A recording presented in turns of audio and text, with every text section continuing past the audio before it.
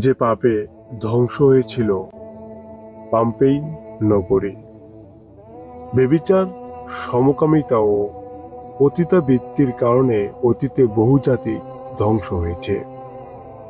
কিছু জাতির বিবরণ কোরআন ও হাদিসে রয়েছে, আবার কিছু জাতির কথা উল্লেখ করা না হলেও কোরআনের ভাষ্য থেকে জানা যায় এগুলোর বাইরেও বহু জাতি রয়েছে যাদের পাপাচারের কারণে তাদের ধ্বংস করে দেওয়া হয়েছে। আল্লাহ রাব্বুল আলামিন বলেছেন, আমি ধ্বংস করছি কত জনপদ যার অধিবাসীরা ছিল জালিম, পাপাচারী, এবং তাদের পরে সৃষ্টি করেছি অন্য জাতি। সূরা আম্বিয়া আয়াত সংখ্যা 11। সেই সব অনুলিখিত জাতি ও জনপদের একটি ইতালির পম্পেই নগরী। পৃথিবীর প্রাচীনতম অভিজাত জনপদগুলোর একটি ছিল এই পম্পেই নগরী। সে সময় প্রাকৃতিক সম্পদ ও সৌন্দর্যের এক অপরূপ লীলাভূমি ছিল নগরটি। এটি ছিল 2000 বছরের পুরনো একটি অভিজাত শহর। ইতালির তৎকালীন রাজা ওস্কান খ্রিস্টপূর্ব 6 থেকে 7 শতাব্দীর দিকে এই শহরের গোড়াপত্তন করেন। এরপর ইউরোপের সংঘটিত বিভিন্ন পর্যায়ে যুদ্ধ বিগ্রহের মাধ্যমে খ্রিস্টপূর্ব 80 শতাব্দীর দিকে এই শহরটিতে রোমান সাম্রাজ্যের অধিকার প্রতিষ্ঠা হয়, আর সেখানে গড়ে ওঠে রোমান সাম্রাজ্যের অন্যতম শিল্পবন্দর। তখন থেকেই রোমানরা সেখানে বসবাস শুরু করে। ক্রমান্বয়ে সেটি হয়ে ওঠে সমকালীন বিশ্বের অন্যতম বিত্তবৈভব আর অভিজাত নগরী। রোমান আর গ্রিক বণিকদের ব্যবসা বাণিজ্যর মূল কেন্দ্রে পরিণত হয় এই শহর। ভূমধ্য সাগরের উপত্যকায় ভিসুভিয়াস পাহাড়ের পাদদেশে নেপলস শহরের পাশেই গড়ে উঠেছিল শহরটি। শহরটি বাণিজ্যিক নগরীর পাশাপাশি ধীরে ধীরে সারা দুনিয়ার শ্রেষ্ঠতম বিনোদন নগরীর মর্যাদাও অর্জন করতে সক্ষম হয়, কারণ প্রাকৃতিক সৌন্দর্যের বিপুল সমাহার কাজে লাগিয়ে রোমানরা এটিকে অপরূপ সজ্জায় সজ্জিত করতে পেরেছিল। গড়ে উঠেছিল নানা ধরনের বিনোদন কেন্দ্র, যার টানে সমগ্র পৃথিবীর ভ্রমণ পিপাসু অভিজাত সমাজ ভিড় করতে থাকলো সেখানে। সবাই অবসর কাটানোর জন্য ছুটে যেত প্রাচীনকালের আধুনিক সভ্যতার সব ধরনের চিত্তরঞ্জনের সমাহার থাকা এই প্রাণচঞ্চল শহরে।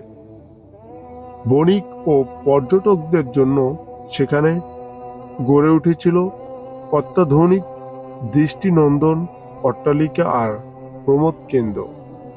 সহায় সম্পদ আর বিত্ত বৈভবের অভাব ছিল না পম্পেইবাসীর, কিন্তু এত সব নিয়ামতের মধ্যে ডুবে থেকেও পম্পেইবাসী ভুলে গেল মহান শ্রেষ্ঠাকে, ভুলে গেল তৎকালীন আসমানি ধর্মকে। উদাসীন হলো শ্রেষ্ঠার আরোপ করা বিধি নিষেধের প্রতি। ফলে তারা লিপ্ত হলো নানা ধরনের অসামাজিক কার্যকলাপে। নিজেদের চিত্তরঞ্জনের জন্য উদ্ভাবন করল ঘৃণ্যতম সব পন্থা। খোদা প্রদত্ত নির্দেশাবলী অস্বীকার করে নানা ধরনের অমানবিক, হিংস্র আর নোংরা কর্মকাণ্ডে দিন দিন ডুবে যেতে থাকে পম্পেইবাসী। নিছক বিনোদনের জন্য জনসমাগম করে বিপুল জনতার সামনে তারা মানুষ ও পশুত্বে কখনো বা মানুষে মানুষে যুদ্ধ বাঁধিয়ে দিত। এই মানুষ ও পশু বা মানুষে মানুষে একে অপরকে সর্বশক্তি প্রয়োগ করে আঘাত করে, যতক্ষণ রক্তাক্ত করে কোনো একজনকে চিরতরে দুনিয়া থেকে বিদায় না করত, ততক্ষণ পর্যন্ত চলত এই বর্বর রচিত অমানবিক খেলা। আর এই মরণ খেলা উপভোগ করত সে সময়ের রোমান অভিজাত শ্রেণীর দর্শকরা। মানব হন্তারক সেজে সেখানে তারা খুঁজত চিত্ত বিনোদন। যৌনতায় ছিল এরা অন্ধ। শুধু যৌন কার্যের জন্য প্রতিটি বাড়িতে নির্মিত হতো আলাদা স্থাপনা। বাড়িঘরে দেয়ালে দেয়ালে অঙ্কিত হতো নগ্ন পর্ণচিত্র। নিজেরা তো যৌনতায় ডুবে থাকতো, সেই সঙ্গে নিজেদের ছেলেমেয়েদের দিয়েও বণিক ও পর্যটকদের যৌন বিনোদনের ব্যবস্থা করত। তাতে তারা পিছুপা হতো না। এমনকি তারা নিজেরা পশু পাখির সঙ্গেও যৌন বিকৃতি পিপাসা মেটাত।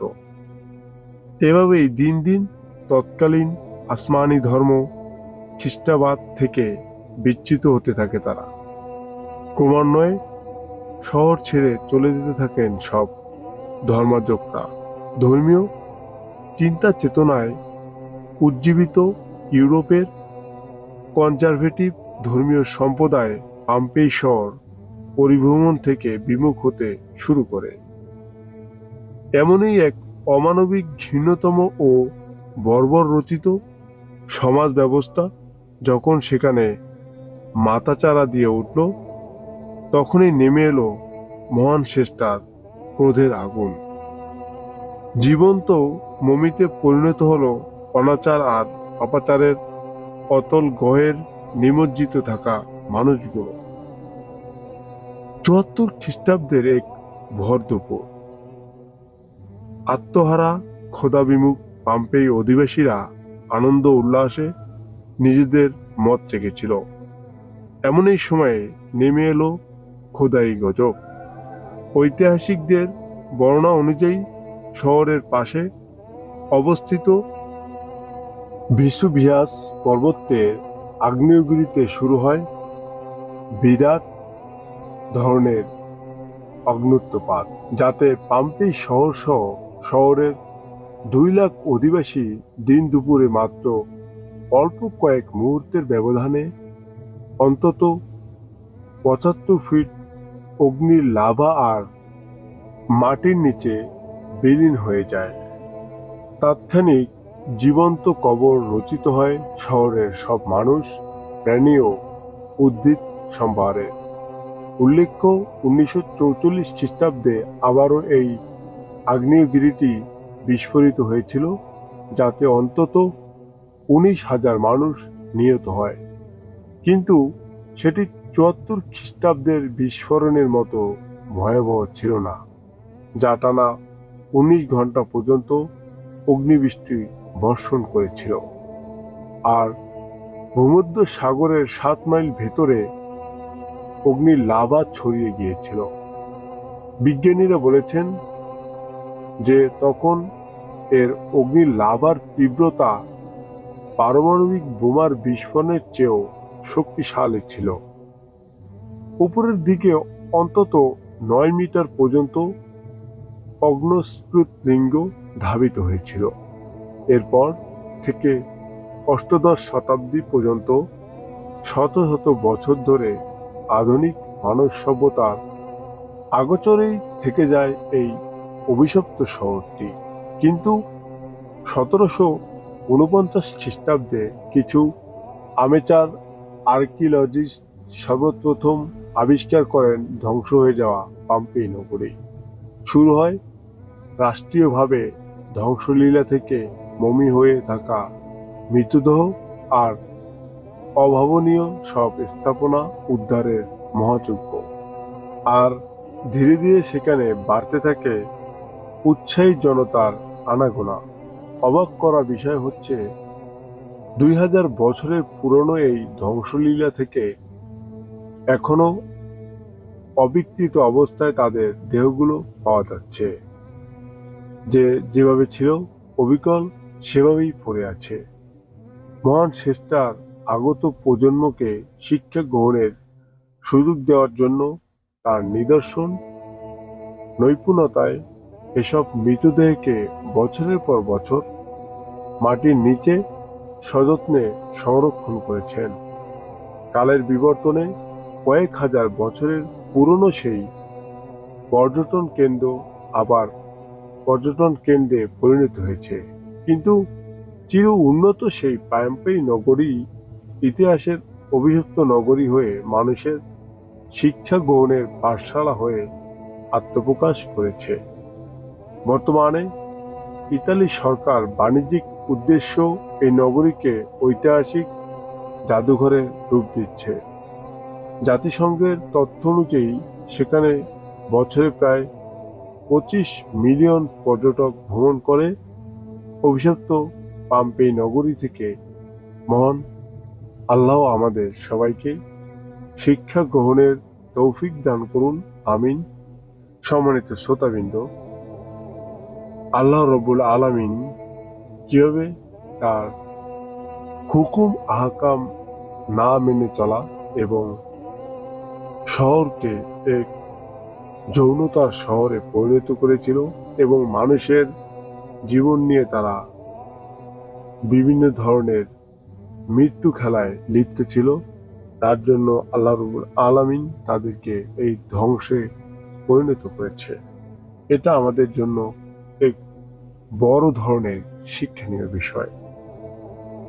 আমরা যেন ঈমান নিয়ে মরতে পারি, আল্লাহর দ্বীন কায়েমের প্রতিষ্ঠায় সর্বত্র নিজের জীবনকে বিলিয়ে দিতে পারি। আজকে এ পর্যন্তই। সবাই ভালো থাকুন, সুস্থ থাকুন। আসসালামু আলাইকুম ওয়া রাহমাতুল্লাহি ওয়া বারাকাতুহু।